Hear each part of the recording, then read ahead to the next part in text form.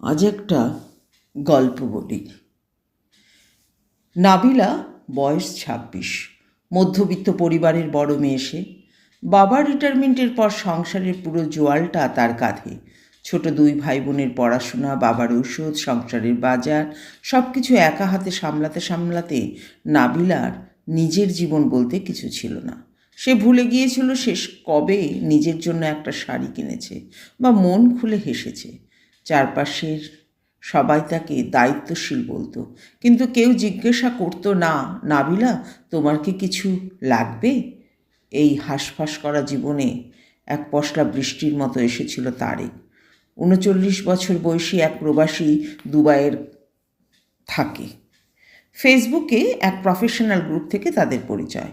তারেক মানুষটা ছিল নাবিলার চারপাশের ৮-১০টা ছেলে মেয়ে চেয়ে একদম আলাদা।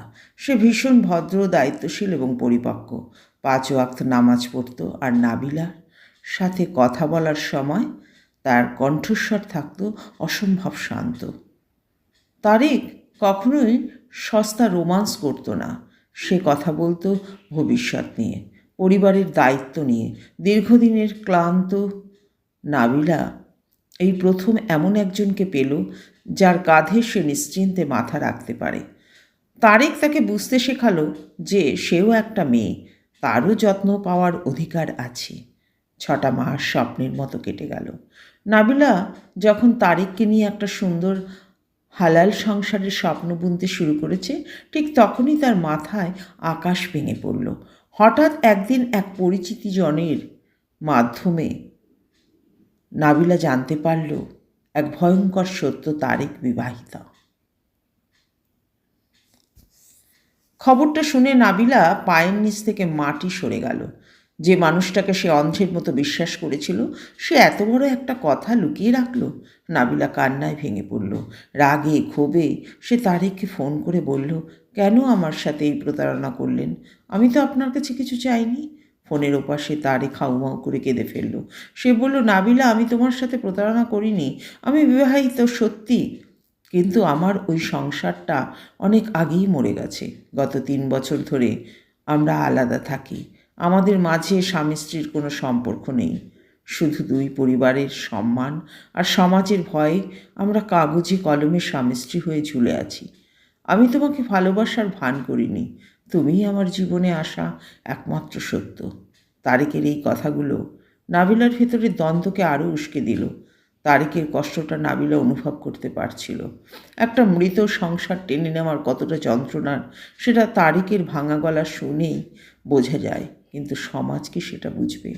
নাবিলার মনের ভেতর এক ভয়ঙ্কর যুদ্ধ শুরু হলো। একদিকে তার নিজের প্রথম ভালোবাসা, তার নির্ভরতার একমাত্র জায়গা, অন্যদিকে সমাজের চোখ। সমাজ সবসময় মেয়েদেরই দোষ দেয়।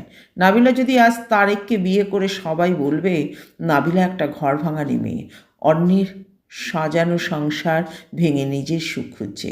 নাবিলা আয়নার সামনে দাঁড়িয়ে নিজেকে প্রশ্ন করল, আমি কি সত্যিই কারো সংসার ভাঙছি? যে সংসার আগেই ভেঙে গেছে তার দায় কি আমার? কিন্তু ওই মেয়েটাও তো একজন নারী।